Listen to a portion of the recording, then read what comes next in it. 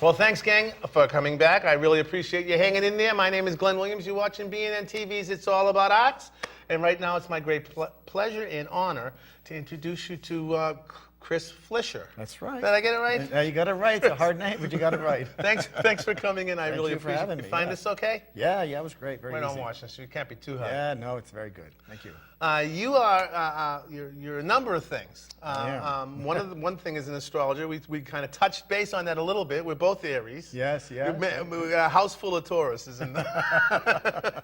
Slow-moving Tauruses. Yes, absolutely. But you also talk about it on the air. You have a radio show that you I talk do have a little radio bit? show Yeah. about. I do talk about astrology, art, and spiritual adventures. So I kind of do all. I cover the whole waterfront there. Right. How's that going? How long have you been doing that? I've been on the air for about I think 6 years now. Great. 5, 6 years. Congratulations. Yeah, it's a long That's time. fun, isn't it? I do love it. I mean, it's only an hour a week, but you know, it certainly is. It's fulfilling for me. I really do appreciate it and love it. So it's a lot of fun. Yeah, I did a little music thing a few years ago, and I thought it was it was a gas. Yeah, I just wing it. I get on the air. I that's get great guests, and we just sort of start talking. Yeah. So it's fun. Let's talk about the spirit of art. Yeah, It is spiritual. I think so. You know, I mean, I heard a great description of religion and spirituality. Spirituality is wanting to feel a certain way, you know, and religion was the how-to or the. I think art is actually a record of the soul. I think it's sort of like your soul speaking. It's a way of representing it. It's a way of sort of just, it's really coming unbound in some ways and letting it out. Yeah. And I don't think everybody can do that. And I think when you reach a point when you can let it out, it's very liberating. Right. A little scary sometimes because you're really, sometimes you're just throwing it out there for the world to see, especially when, depending if it's words or music or paintings. You're certainly expressing yourself in a way that's very personal. And so you've got to have some sense of, backbone and courage to do that. And so a lot of artists, I think like you mentioned earlier, I think everybody is an artist. They're just a question of getting them to open up and to tap. Getting to tap that inner thing, because I think it's all there. That stream, yeah. And certain, I think events happen to people and they're inspired in certain ways. I grew up when I was younger, I spent hours, I don't know, for some reason I just loved architecture. So I would draw my own building plans and stuff like that when I was very young. And my mother used to grade them, which was kind of funny. That's cool. And so I ended up going to the BAC, the Boston Architectural College, and I always loved architecture because it's really, really big art. You think of it, you can't get bigger art than architecture. No, and Boston is the place. And Boston's a great place. It's got a lot of character. It's Commonwealth Avenue. Yeah, it's great. So I've always had that element there, but that had to be pulled out of me as I got older and reached a certain point in my life. It became more familiar to me, and I've always been a doodler all my life. Right. Always constantly. Has that always been a comfort? Absolutely. Actually, I think it's like medicine, to be honest. I mean, I could be in a conversation or somewhere, even when I'm on the air, when the radio, I'm always doodling all the time because it's sort of like I don't know if it's an ADD thing or what, but it works. And whatever works. Whatever works, yeah. And I just love that because, some things just come to you. Right. And they're sort of like little gifts, just plop down in your head and they come out your hand and take them. So. Now, my bride at home is going to really get a kick out of your work. Her first husband did the same kind of work that you did. Yeah. So my stepson, who's probably watching, and my wife who's watching, his father was an incredible mandala artist. Yeah. And talk a little bit about what that whole form of art is. Yeah, I mean, it's interesting for me because I have a background, I am an astrologer, so I certainly see things in circles, in cycles, only because of the fact that astrology is the study of repetitive cycles. And so as cycles come back and forward, we begin to see this metaphor. And so the circle, to me, is a metaphor. It's a much softer vehicle than the actual square that you see in most paintings. The softness of the roundness is very womb-like, I think, and so it's got a maternal quality that's very encompassing, and it doesn't have the same harshness to it that square paintings do. Not that I have anything against square paintings, but something about the circular form. It's a metaphor for the circle of family. It's a metaphor for the circle of cycles of life. It's a metaphor for circle of friends. It's community. All of those things are represented in the circle. And what I try to do with the artwork is I try to use it, and because sometimes there's a repetitive theme to it, I never have them be perfect. I want them to be imperfect because I think that's more reflective of me Right. and all people. No, not right. I mean, No, that would I was be- going to say, what are you agreeing so quickly for? The imperfections of people, I think, are very accurate because, you know, one of the things that the Buddhists, when they draw mandalas or use circular art, I like to think of it more as cosmic art, art of the cosmos. They use it in a way that they become very patterned, and then they sweep it away when they're done, and to Right. show that life's impermanent. In my case, I try to show that art is imperfect simply because it's more representative of me and humanity. We are imperfect, and there's beauty in the the imperfection. circle also is continuous.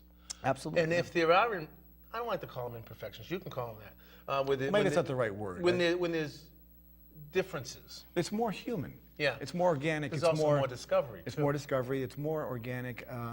It's more compelling, I think, to look at because you can recognize. And I don't think imperfect is the right word. That's really not the right word. But I didn't have a better word at the time. No, that's okay. That's fine. Yeah. But I'm dying to see them. We're gonna be Yeah. looking at them in a couple of minutes. But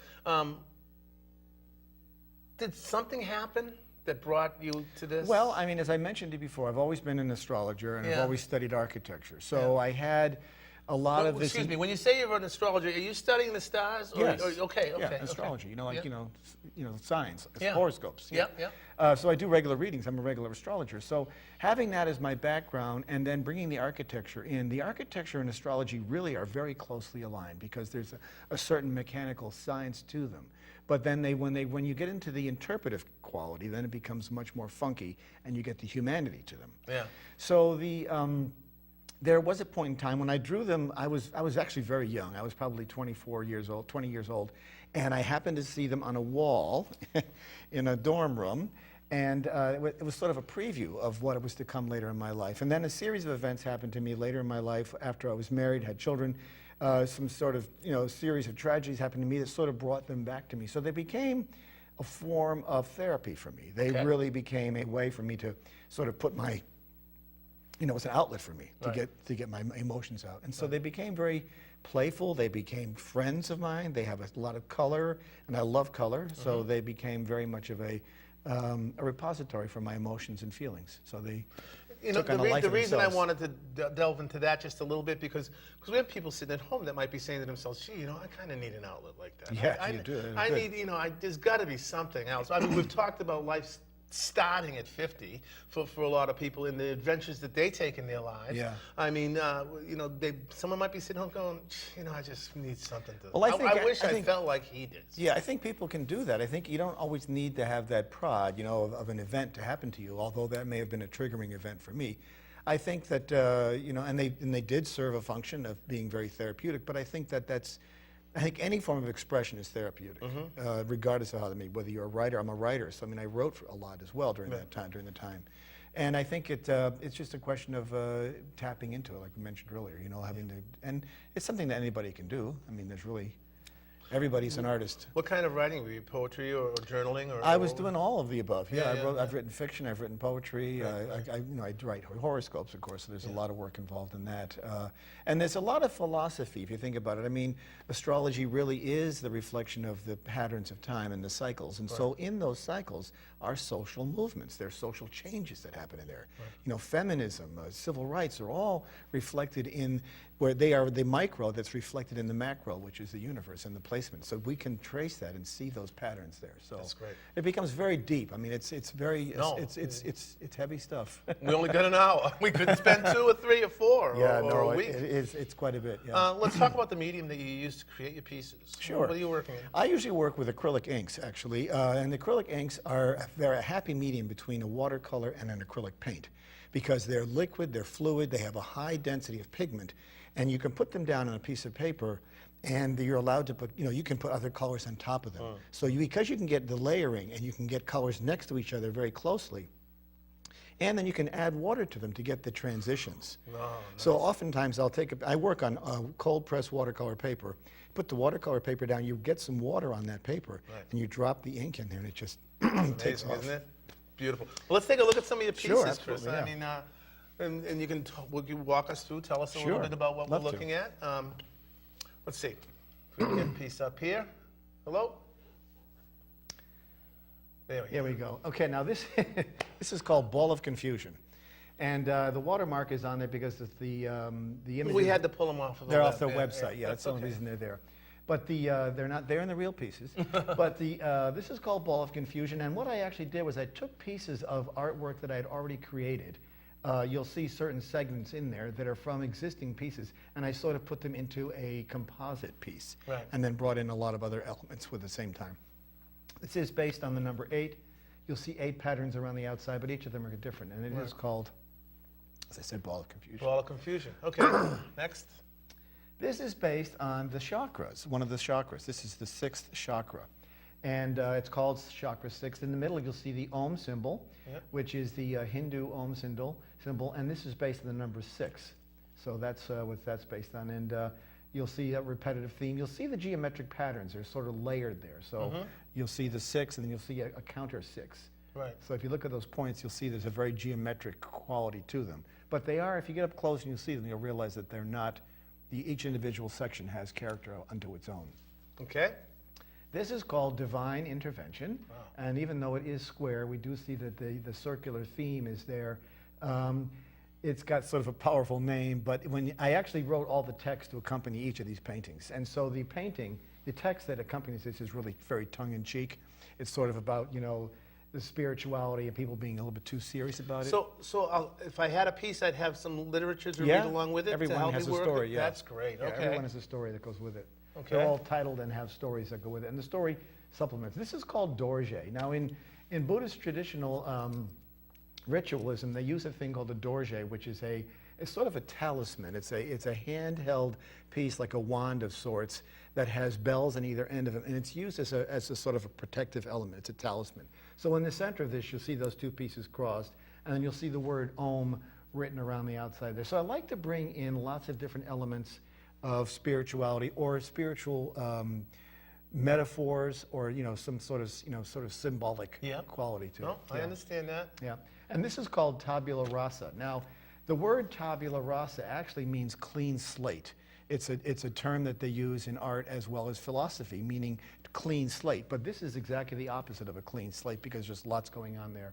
This is a lot of, again, repetitive geometric forms that you'll see that have a certain strong architectural feel to them.